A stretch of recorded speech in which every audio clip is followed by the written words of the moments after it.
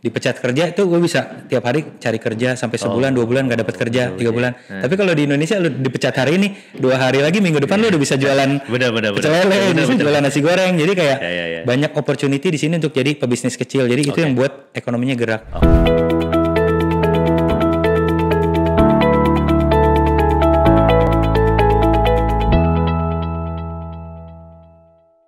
Oke, balik lagi di Possessive, podcast seru dan edukatif. Oke, Possessive kali ini gue kedatangan bintang tamu yang lagi-lagi luar biasa ya, karena bisnisnya banyak banget nih ya. Amin. Iya. Mas, bro atau siapa nih? Bro Rio. Bro aja kita santai hari ini. Oke. Halo, apa kabar? Halo, baik bro. Bro Rio Saputra ya? Iya betul. Oke, sehat ya bro? Sehat. Oke, ini gue kasih tahu dulu nih ya ke yang lain ya. Apa namanya, Possessive itu apa? Ya, Possessive itu podcast seru dan edukatif ya. Jadi tujuannya ngundang orang yang menginspirasi untuk seseruan dan mengedukasi. Ya, mantap. Jadi semoga tayangan ini bisa mengedukasi yang lain ya. Amin, jadi beban semoga. Kita lumayan agak berat di sini bro. Harus ada edukasi ya katanya. Kita sharing-sharing aja. Oke. Nah, Bro Rio ini punya banyak bisnis nih ya. Jadi gue kasih tahu dulu ke yang nonton ini, terutama mungkin yang yang sekarang mungkin lagi banyak digiat itu yang pisang madu pasti ya. Iya, yang lagi growing banget di 2 tahun kebelakang ini yang brand kita yang pisang madu pasti. Memang. Pisang madu pasti. Iya. Oke, nah ini cukup menarik nih ya. Yang lainnya sih ada lagi ya. Mungkin apa perlu disebutin lagi? Atau? Ada beberapa tapi nggak usah lah. Nggak usah lah ya. Oke, kita fokus di pisang madu pastinya aja. Oke, nanti bisa dilihat di Instagramnya ada beberapa yang memang bisnis-bisnis lainnya juga gitu kan. Nah, oke, pisang madu pasti ini sudah dari kapan bro? Bukanya atau misalkan mulainya gitu? Kita mulai itu justru di awal pandemi bro. Waduh, lagi buka usaha ini ya. Memang karena kan di pandemi diem aja tuh di rumah berapa bulan. Iya. Bikin apa ya yang karena brand-brand kita sebelumnya ada juga yang jujur KO lah istilahnya. Karena kan banyak ya. Iya, pasti yang brand-brand F&B itu yang selama pandemi itu ya KO karena ya gimana mall tutup, tempat wisata tutup dan kita waktu itu brand-brand yang ada banyak kan di tempat wisata atau di mall. Waktu itu shutdown jadi ya sulit. Akhirnya kita putar otak produk apa atau brand apa nih yang kita harus bikin dan relate ke keadaan sekarang di mana online waktu itu justru naik. Jadi kalau ini betul. Jadi penjualan online naik dan kira-kira produk apa nih yang butuh gitu. Dan pada saat itu lahirlah ide pengen bikin pisang goreng nih kayaknya enak juga nih pisang goreng. Tapi harus ada diferensiasinya apa ya? Ya udah kita bikin pisang goreng madu yang kriuk gitu. Akhirnya kita mulailah waktu itu di Bintaro dulu waktu itu. Cabang pertama. Cabang pertama di Bintaro. Lu bikinnya waktu itu. Itu langsung online atau udah punya booth? Itu sendiri? Booth pinggir jalan tapi jualan lebih tinggi di online justru. Oh gitu. Iya, karena kan pandemi. Masih pandemi. Itu berarti 2020-nya ya? Apa 2021? 2020 ya, pas setelah akhir. Tengah 2020 ya. Wow, itu lagi mantap-mantapnya juga. Iya, baru banget soalnya. Oke, sip. Namanya pebisnis harus memutar otak untuk bisa survive lagi ya. Benar. Harus bisa istilahnya adaptable ya. Jadi harus bisa beradaptasi dengan tren yang ada, lingkungan yang ada, kondisi yang ada gitu. Jadi jangan supaya nggak cepat puas juga. Betul. Gitu. Challenge-nya di sana ya. Iya, itu challenge-nya. Oke, sekarang sebelum kita udah tadi bahas background di awalnya mengenai pisang madu pasti. Iya. Nah, kita flashback ke belakang lagi nih. Nah, aku penasaran nih gitu. Kemarin tuh kayaknya belum ada ya. Kita belum dapat yang F&B gitu kan. Nah, F&B ini kan udah kayak apa ya?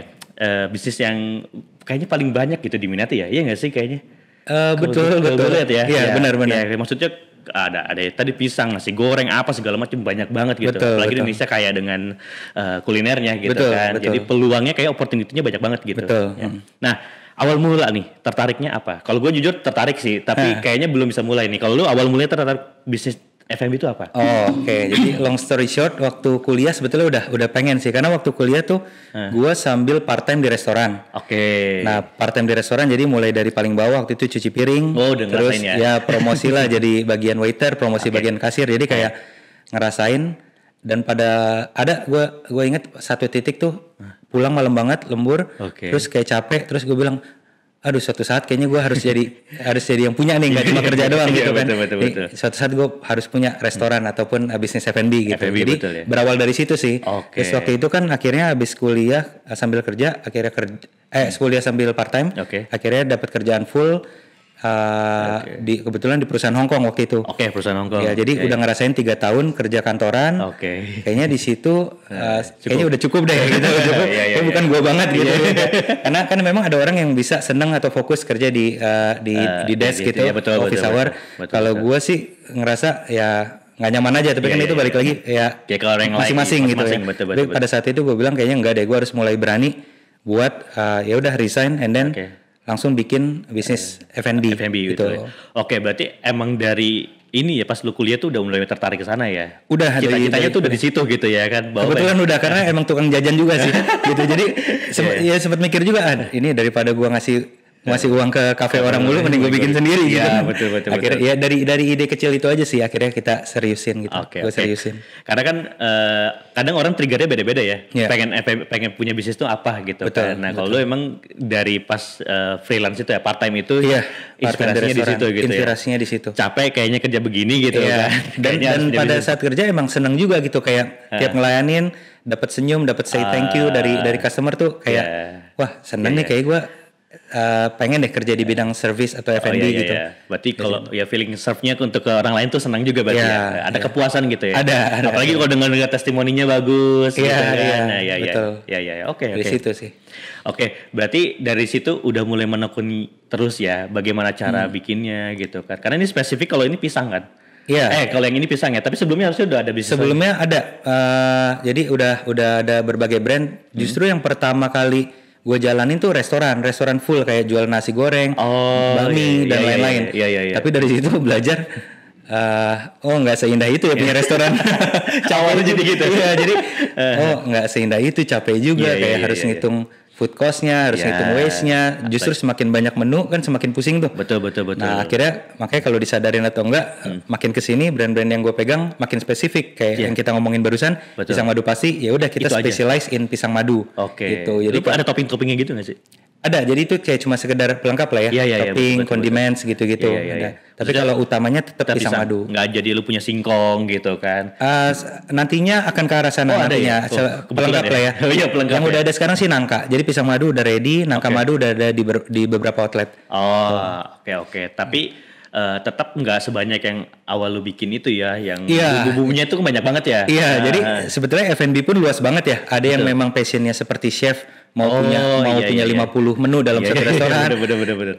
Waktu itu gue berapa puluh ya, itu aja pusing banget deh. Akhirnya udah memutuskan, udah kita harus jadi pemain yang memang specialize gitu. Misalkan nantinya mau jual nasi goreng, ya udah nasi goreng. Atau kebetulan nanti brand baru kita baru mau launching namanya Kremesku. Itu juga specialize di nasi ayam asap, tinggal kondimennya aja yang beda-beda. Gitu. Saus tradisional nanti temanya. Ada saus woku, ada saus taliwang, kayak gitu-gitu. Jadi specialize lah. Jadi. Oke, ini salah satu tips juga ya. Maksudnya kalau misalkan mau bisnis mungkin ya benar. Tadi kalau misalkan passionnya memang pengen fully banyak makanannya kan seneng gitu kan. Tapi perlu dipikirkan lagi cost terhadap makanan tersebut ya. Karena kan harus kita beli dan harus ready semua kan. Itu kan pasti akan ada bahan-bahan mungkin yang akan kebuang, waste-nya gitu kan. Sehingga juga ngurus untuk item-item itu akan sedikit lebih. Benar. Semakin banyak menu semakin pusing. Oke, benar. Oke. Nah, kalau misalkan tadi di awal memang lu pengennya jadi pengusaha ya. Tapi kalau lu lihat nih, sebenarnya F&B sekarang tuh masih seksi nggak gitu kan? Atau bisnis-bisnis yang lain tuh masih jauh lebih seksi nih? Kalau menurut lu gimana? Kalau menurut gua F&B terutama untuk para startup atau orang yang baru kuliah, let's say baru kuliah, itu pasti nomor satu mereka pilih F&B untuk jadi bisnis mereka. Betul ya. Karena itu yang paling dekat sama lifestyle mereka, sama kehidupan sehari-hari. Baru keluar rumah, lihat ada kafenya temen, kafe orang. Belok dikit ada restoran. Malam dikit ada tenda tukang nasi goreng, tukang ketoprak. Jadi kayak itu relate ke kehidupan sehari-hari. Jadi kayak pengen mulai bisnis apa ya? Kafe seru nih gitu. Jadi kayak restoran, kafe, F&B itu kayak seksi sih. Dan sebagai tambahan sih yang gue rasain ya di Indonesia ini kita sebagai UMKM di F&B itu terbantu banget gitu.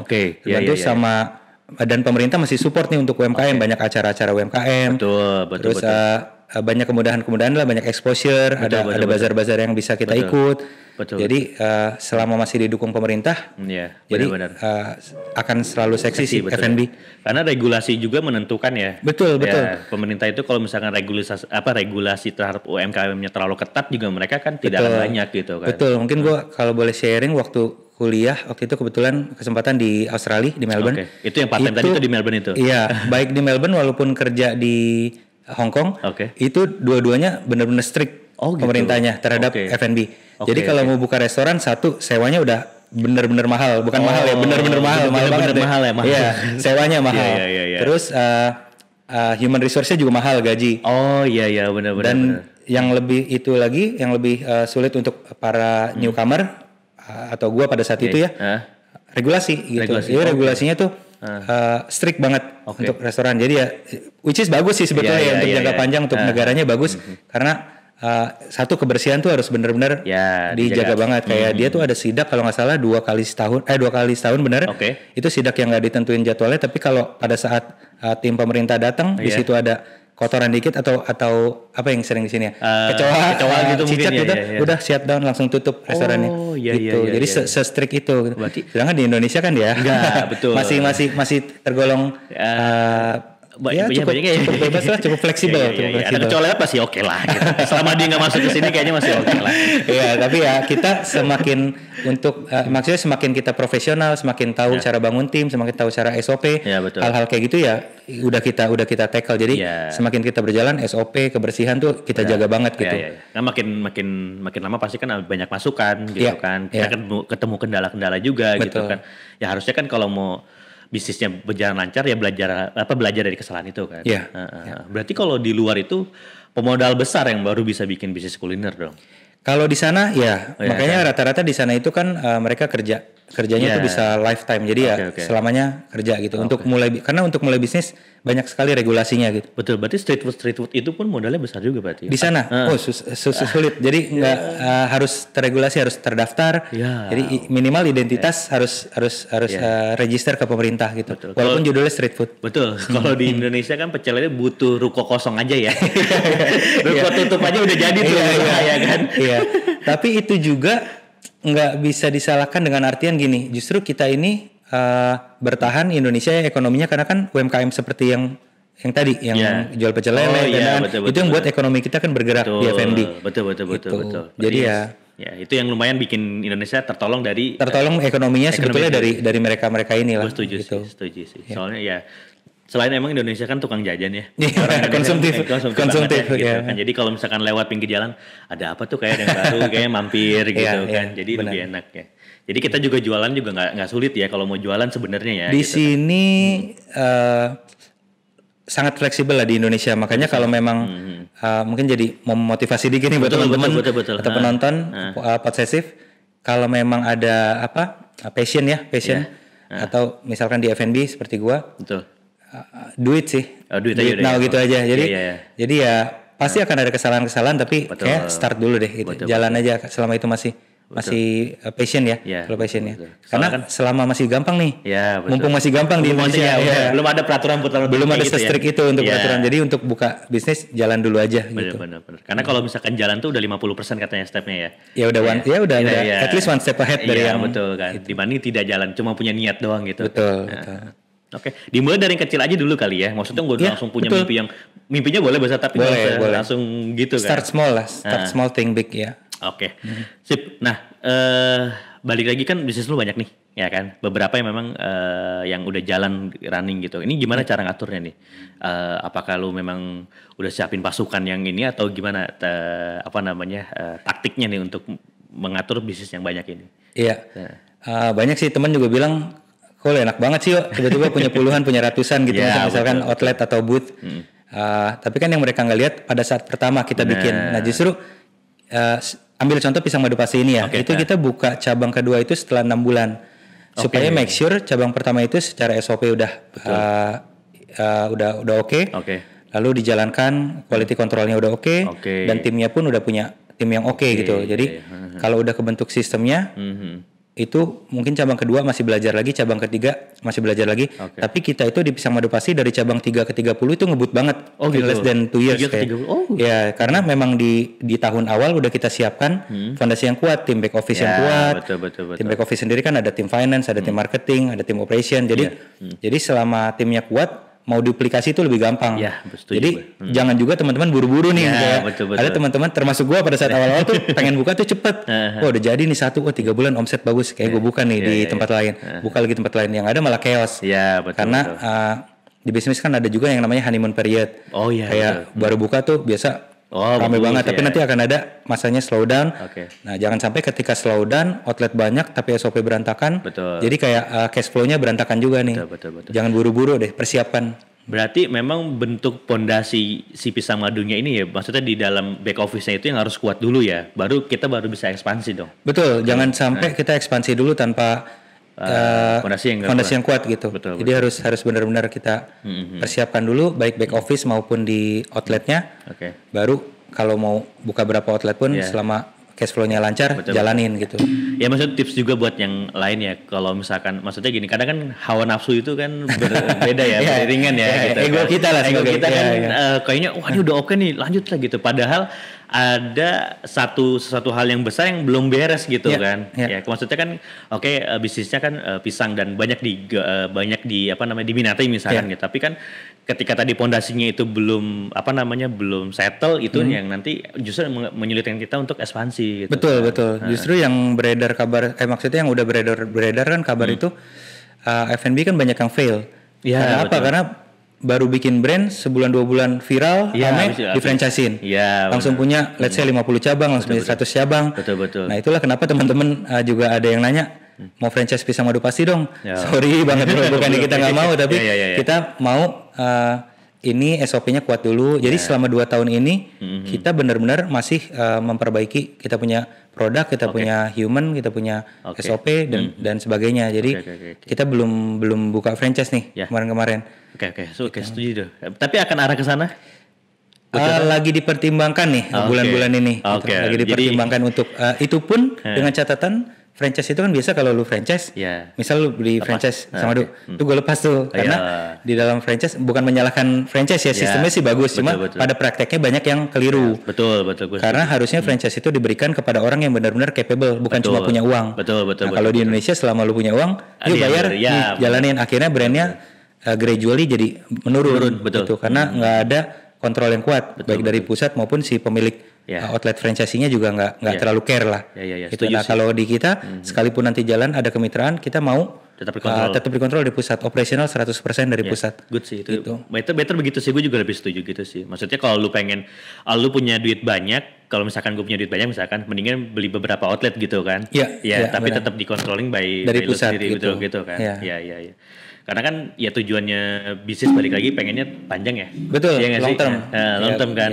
Jadi biar kualitas juga bagus, SOP juga bagus, walaupun diserahkan ke orang lain gitu, tetap bisa lu kontrol gitu. Iya betul.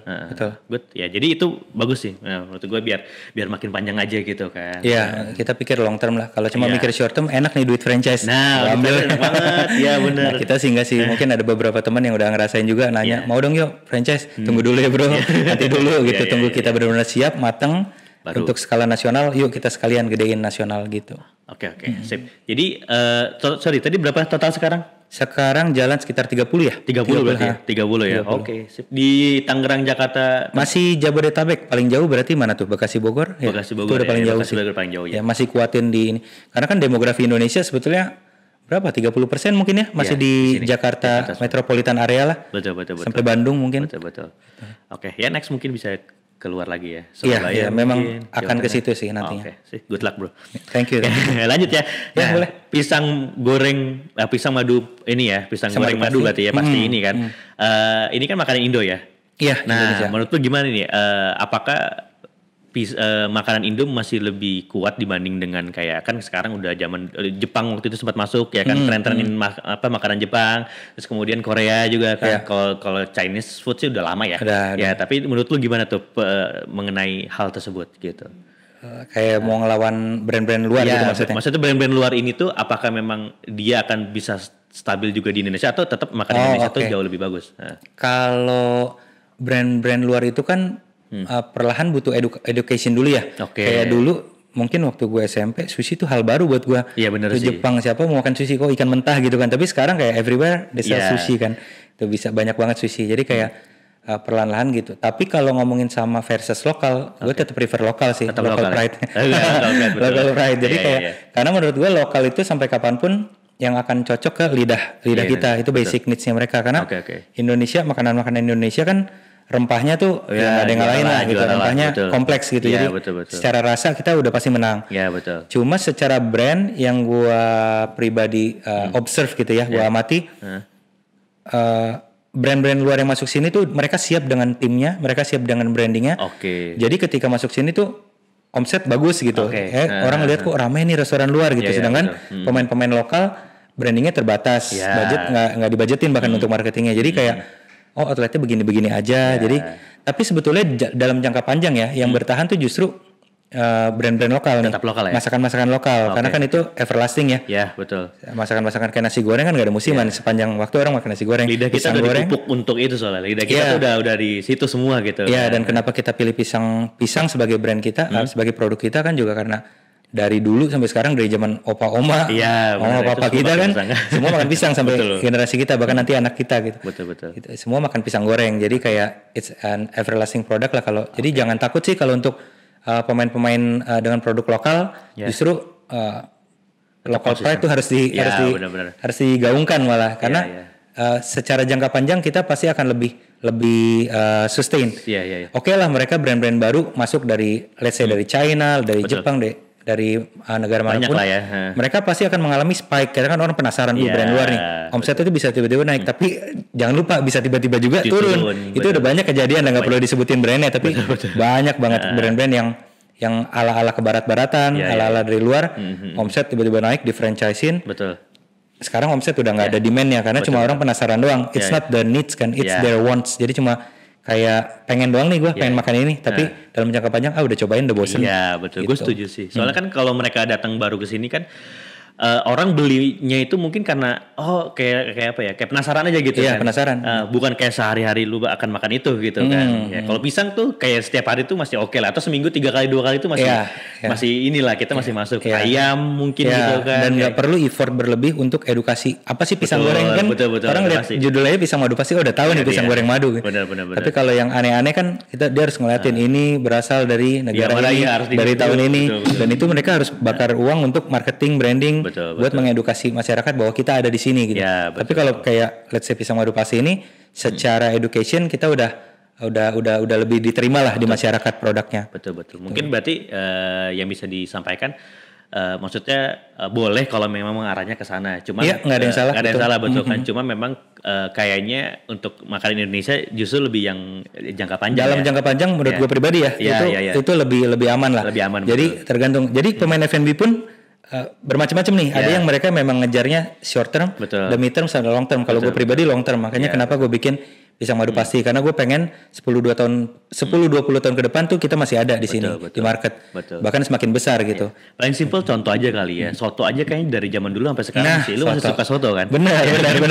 Bakso, mie goreng itu kan dari zaman dulu sampai sekarang nggak pernah mati. Trennya nggak pernah mati gitu kan. Sampai kapanpun kayaknya kita akan makan itu gitu. Iya, tinggal yang gue bilang tadi, sayangnya pemain lokal banyak yang belum teredukasi tentang branding, apa itu branding, apa itu super team. Jadi kayak mereka ala kadarnya jualannya, padahal produknya enak gitu. Iya, makanya gitu kan. Ya, gitu. Jadi mungkin juga bisa jadi obsesinya nggak setinggi itu. Mereka pengen buka cabang gimana gitu. Betul. Dan kadang kalau lu ke luar kota kan soto mbah siapa gitu kan. Kan pasti satu cabang tuh biasa tuh. Iya kan, cuma satu cabang legend gitu kan. Jadi kita pasti akan balik lagi ke sana. Benar.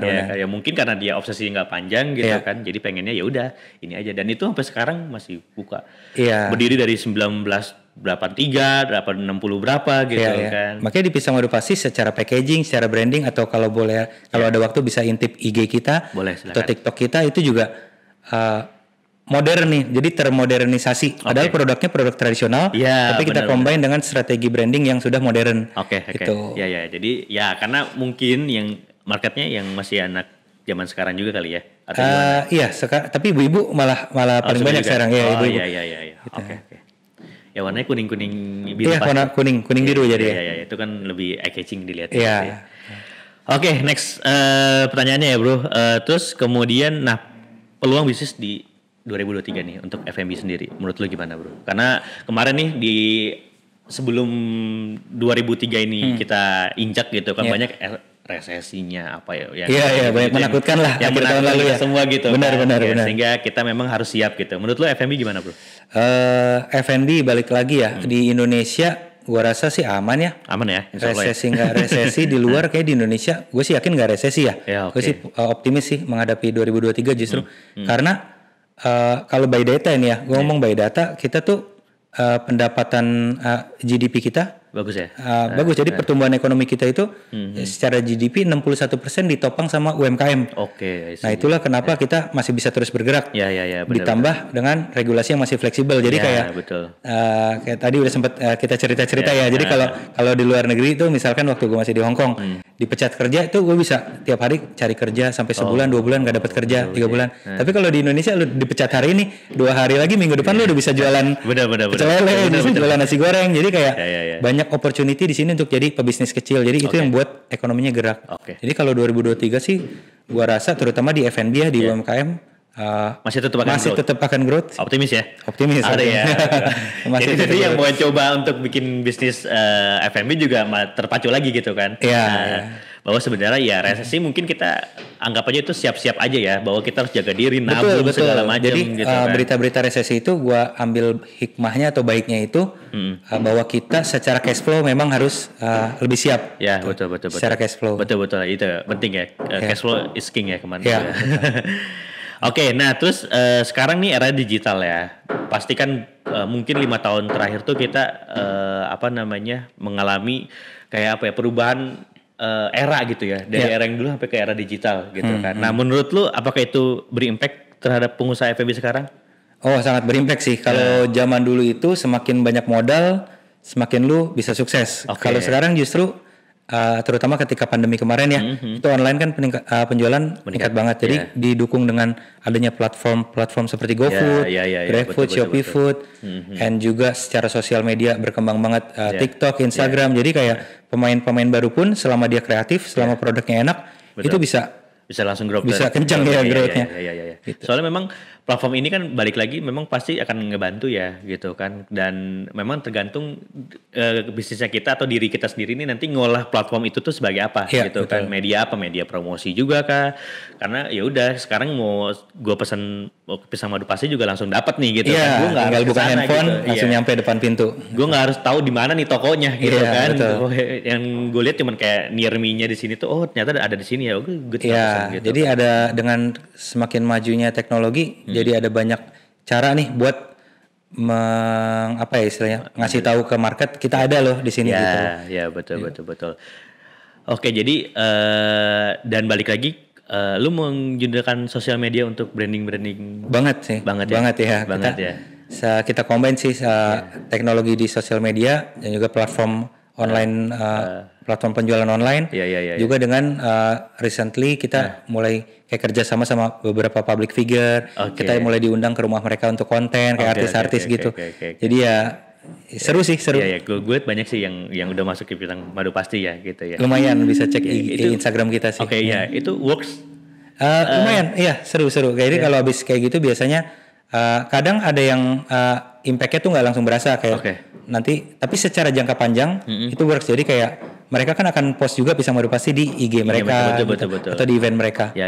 Soalnya kan kadang ada yang endorse mahal aja tapi nggak works gitu loh. Betul. Kan? Jadi hati-hati aja kalau pemilihan itunya ya. Artis atau public figure nggak semuanya cocok dengan branding kita. Jadi harus benar-benar di filter mana yang sesuai, yang sama target market kita yang kita pilih. Gitu. Oke. Pertanyaan terakhir nih.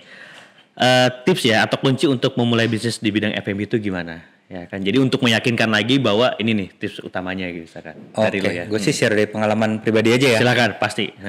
Yang pertama sih kalau menurut gue know your target market. Jadi karena waktu gue di awal-awal tuh salahnya gue bisa bikin produk enak nih. Terus ya gue kayak nyodorin ke market, nih lo gue punya produk enak, beli dong. Ternyata bukan gitu. The right way-nya sebetulnya kita tahu dulu nih kita mau ngincar market mana. Lo lebih suka market yang ibu-ibu, market yang anak muda, atau yang orang tua, atau pekerja. Jadi luas nih, market kan luas banget. Jadi kita harus benar-benar tahu kita mau jualan apa. Kayak misalkan pisang goreng, harus tahu dulu nih mau jual pisang gorengnya itu ke anak-anak muda, atau ke orang yang lebih tua atau yang benar-benar udah tua banget. Jadi dengan kayak gitu kita bisa tahu produk apa yang sesuai dan brandingnya mau dibawa kayak gimana nih nanti gitu. Jangan sampai target marketnya produk lu kayak ke orang-orang tua umur 40 ke atas tapi lu mainin TikTok gitu misalkan. Iya, di mana TikTok majority masih teenage gitu, teenagers gitu. Itu salah satu contohnya sih. Gitu. Tapi perlahan TikTok semua umur sih. Iya, benar-benar. Berarti nomor satu justru market ya yang harus dicari dulu ya. Iya, justru ya berdasarkan kesalahan-kesalahan gue dulu gue tuh dengan pedenya bilang nih lo produk gue enak nih pasti laku gitu. Padahal ternyata di dunia F&B yang sukses itu produk enak bukan keunggulan loh itu. Gitu. Bukan. Jadi kalau produk enak itu di F&B bukan keunggulan. Jadi kalau lo ngomong produk gue enak, lo bangga itu salah. Karena apa? Karena produk enak itu bukan keunggulan tapi keharusan. Jadi udah harus gitu. Jadi nggak perlu lo kayak ngomongin produk gue enak. Produk enak mah lo di dunia F&B wajib. Betul. Nah tinggal ya branding lu, tim lu, SOP lu harus kuat. Itu yang bisa lu banggain. Jadi yang kalau diperhatiin tuh yang brand-brand F&B yang sukses long term yang udah lama dan growing banget, itu bahkan beberapa dari mereka kalau lu rasain produknya biasa aja. Bener. Ya, banyak produknya biasa aja nih rasanya kok ini B aja gitu kan. Tapi ketika kita lihat head office-nya, ketika kita lihat manajemennya, profesional banget nih gitu. Jadi tapi lebih bagus lagi kalau udah profesional manajemen ditambah produknya memang udah enak gitu. Betul. Itu yang bisa benar-benar long term sih. Oke. Soalnya enak itu balik lagi ke relatif ya. Nah, kayak ganteng atau jelek gitu kan. Betul. Nah, balik tuh ke tips gue yang pertama tadi, know your target market. Iya, betul. Karena kalau lu udah tahu target market tuh let's say di pisang goreng madu ini keluarga muda, di pisang madu pasti. Ya udah pas keluarga muda atau ibu-ibu muda yang baru menikah pasangan muda misalkan mereka bilang ini kurang enak, kurang apa, kurang A, kurang B. Nah, kita coba adaptasi produknya tapi ketika itu udah enak buat mereka. Nah, itu udah pakemnya di situ. Karena kenapa? Karena ketika udah enak buat target market tuh, lu bawa lagi nih ke anak muda. Nah, susah lagi beda lagi. Anak muda nih, produk pisang madu pasti cobain. Kok kurang manis ya? Kayak yang lain manis banget gitu. Ini kok kayak less sweet. Kenapa kita bikin less sweet? Karena kita merefer ke target market kita yang utama itu tadi. Udah lumayan berumur lah ya gitu. Jadi mereka kan pasti prefer less sweet. Betul. Nah gitu. Jadi jangan sampai lompat ke sini, lompat ke sana. Kayak gue yang pertama kali tuh dulu bikin nasi goreng. Ini bilang kurang asin. Besoknya gue asinin. Komplain lagi different target market bilang, ih kok asin banget. Iya. Ntar ada lagi yang pedes, kurang pedes. Aduh, jadi kompleks. Jadi kalau kita dari awal nggak tahu siapa target market kita, kita gampang ke distract tuh. Orang bilang A, kita ikutin A. Orang bilang B, kita ikutin B. Padahal ya nggak harus. Kalau memang dia bilang nggak enak, ya mungkin satu dia bukan target market kita. Betul. Yang paling penting kita harus make sure bahwa produk kita itu udah sesuai target market kita. Oke, gitu. Betul. Berarti memang harus dikotakan dulu target marketnya apa gitu kan. Betul. Kalau tadi benar pisang madu manis misalkan kalau kita mau jual seblak pedes, ya kan berarti ya udah pedesnya segini gitu ya. Jangan ini kurang pedes, ini kurang pedes, ini terlalu pedes misalkan gitu kan. Nah, itu yang akan men-distract semuanya gitu. Betul. Kalau dari awal lu udah tahu mau jualannya ke siapa, ya udah cukup ke situ aja. Iya, gitu. Karena memang kalau market tuh kita nggak mungkin bisa, nggak tahu ya ini pendapatku juga nggak bisa 100% market tuh kita ambil. Nggak akan bisa gitu. Kita produk apapun ya kayaknya 100% nggak akan kita ambil. Kita harus tahu gitu. Kita bicara umur lah misalkan gitu kan. Umur juga kalau misalkan market kita umur sekian sampai sekian, ya kan itu harus di spesifikin lagi kan. Iya, kayak ada quote kan, don't find customer for your product. But find the product for your customer. Jadi customer first gitu. Jadi lu harus tahu siapa target market lu, apa sih kebutuhan dia. Kalau misalkan kita pengen memenuhi kebutuhan di dalam gorengannya, let's say pisang madu pasti. Target market sekian maunya rasa yang seperti apa sih, tekstur yang seperti apa, harga yang seperti apa. Nah, harga juga penting tuh. Kalau nggak tahu target market, sini bilang kemahalan, besok lu turunin harga. Benar juga. Taunya yang situ persepsinya produk murah kok. Murah jangan-jangan nggak enak. Nah, itu beda lagi tuh. Betul. Jadi benar-benar harus tahu siapa target marketnya. Oke, yang pertama target market. Yang kedua ada lagi? Kedua diferensiasi sih kalau menurut gue ya. Pembedaan. Karena soalnya gue balik lagi pisang madu pasti ya, karena brand sendiri bebas nih mau ngomong apa. Pokoknya ngomong brand orang terus salah. Benar. Jadi di pisang madu pasti diferensiasinya kita yang pasti pakai madu, karena kan kalau pisang goreng rata-rata cuma di cut slice, goreng tepung, atasnya main di atas tuh main di strawberry, topping strawberry coklat. Nah itu kita malah nggak main kayak gitu, justru kita diferensiasinya pakai real madu. Pisangnya pun yang kita pilih pisang raja pilihan. Which is mahal sebetulnya. Pisang rajanya berarti bahan kualitasnya aja udah mahal bahan bakunya. Tapi kita memang udah tahu target market kita, mereka yang care akan kualitas. Makanya kita bikin kualitas yang terbaik. Nah, terus kita juga ada kriuknya gitu. Jadi rata-rata lembek gitu. Nah, kalau kita taruh di tagline juga tuh pasti kriuknya dan pasti madunya.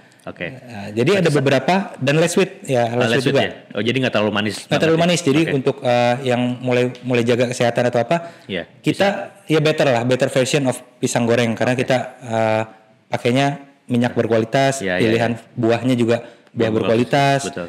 Gitu. Ya pasti tadi ya yang kriuknya itu ya. Kriuknya itu yang menjadi pembeda kita sih untuk saat ini. Betul. Karena kalau biasanya gitu kan dia agak-agak lembek gimana gitu kan. Terus kalau misalkan ya kriuk juga termasuk salah satu yang ini ya. Banyak yang minat gitu ya. Iya, jadi luarnya tuh kriuk tapi dalamnya karena kita tebal dalamnya masih fluffy masih. Gitu. Siap. Oke, ada lagi tipsnya lagi? Apa ya? Tadi kan target market penting. Terus diferensiasi ya supaya tahu apa sih unique selling point dari produk lu, apa sih yang mau lu tonjolin, kekuatan produknya yang membedakan. Karena kalau sekedar ikut-ikutan bikin pisang goreng, mungkin ada ribuan pisang goreng di luar sana brand ya. Benar. Mulai dari gerobakan sampai yang outlet gede gitu. Nah, jadi kita harus punya. Terus kalau yang terakhir sih paling tentang innovation ya. Jadi jangan pernah puas sih kalau menurut gua. Oke. Kayak kita selalu gradually ada topping baru atau produk baru gitu. Jadi itu yang bikin customer remind lagi, ada lu pisang madu pasti, remind dan mau beli lagi gitu. Jangan sampai stuck, gue udah jualan hebat nih di pisang gorengnya, pisang goreng terus gitu. Jadi continuous innovation sih supaya bisa terus yang tadi kita bahas adaptable, jadi beradaptasi sama market, perubahan market yang ada. Soalnya customer sekarang cepat banget bosen ya. Karena terlalu banyak opsi. Betul. Apalagi di Jabodetabek ya. Kebanyakan supply-nya. Ya, makanya. Jadi memang inovasi itu penting ya. Jadi gue pernah ketemu, ini sharing juga ya. Gitu. Jadi gue pernah ketemu kopi. Ya, jadi pengusaha kopi gitu, kafe gitu ya. Dia bilang, ini gue dikasih beberapa sampel gitu kan. Enak gitu. Jadi kopi dia tuh kayak kopi fragmentasi gitu. Oke. Ya mungkin belum gue bisa sebut namanya, tapi fragmentasi. Jadi kalau lu minum tuh kayak minum alkohol. Lucu juga ya. Kayak wine, rasa wine gitu. Itu enak banget. Jadi kayak gue nggak minum itu, pas ini rasanya gitu. Tapi itu kopi. Ya kan. Nah terus gue tanya, ini aja ya rasanya ya kan. Gue kasih kayak 5 sampel. Gue punya 70 lagi. Wih, banyak banget. Dia punya 70 rasa lagi yang belum gue keluarin. Dan jadi gue ngeluarin ini dulu ya kan. Yang 5 ya bisa 5 atau pokoknya kayak di bawah 10. Setelah itu gue akan keluarin satu-satu. Dan gue sekarang lagi ngeramu yang lain lagi gitu. Bagus tuh. Preparation ya. Jadi udah punya peluru-peluru berikutnya. Betul. Jadi mungkin salah satu taktiknya dia itu juga kan gitu. Gue memperkenalkan dulu, abis itu gue keluarin satu lagi yang dimana itu emang udah inovasi. Dan dari 70 itu kan nanti dia juga harus filter tuh. Mana balik lagi yang nomor 1 tadi yang sesuai sama si target marketnya. Yang mana? Rasa yang mana? Karena nggak mungkin 70-70-nya dikeluarin dan suka semua. Mungkin di brand yang ini 20 aja. Di brand yang lain dia akan bikin satu lagi ya kan yang baru tapi khusus untuk market yang lain. Bisa jadi begitu kan? Bisa. Benar-benar ya kan. Ya gue pikirnya ya mungkin dia akan bikin satu store lagi, brand lagi tapi 20 rasanya tuh nanti yang di sini gitu. Khusus yang ini di sini ya. Itu kan pintar-pintar dia bagaimana untuk memasang target tadi itu ya marketnya dia ya. Betul. Menarik bro, sumpah gue banyak insight. Seru ya? Iya seru. Saya dipanjangin sih bisa nih ngobrol 3 jam lagi. Gue yakin ya, makanya tapi dibatasin sama kameramen. Karena kameramennya udah mulai ngomel-ngomel tadi. Oke. Ya, thank you banget bro hari ini. Thank you, it's an honor for me. Mungkin kita bisa kolaborasi di hal yang lain lagi. Ya, semoga nanti kita makin banyak memberikan edukasi ya. Lu juga kan banyak jadi pembicara juga ya. Lumayan sering, maksudnya ada beberapa undangan. Ada undangan gitu kan. Casual sih. Oke. Nah nanti paling ya tinggal mau promo pisang madu pastinya silakan follow IG-nya segala macam. Boleh bro. Kita bisa follow Instagram kami atau TikTok kami di pisang madu pasti nyambung. Atau juga bisa buka platform online kesayangannya, tinggal tulis aja pisang madu pasti, tinggal order langsung dari sana juga bisa.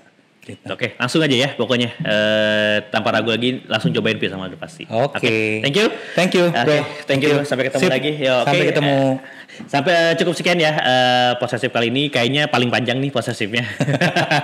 Ya, kayaknya lumayan agak panjang karena seru banget gitu kan. Jadi kita stop dulu ya, mungkin bisa lanjut di next episode-nya lagi ya. Jangan lupa untuk like dan subscribe channel YouTube ini, komen juga, dan kalau bermanfaat tinggal di-share. Oke, bye-bye.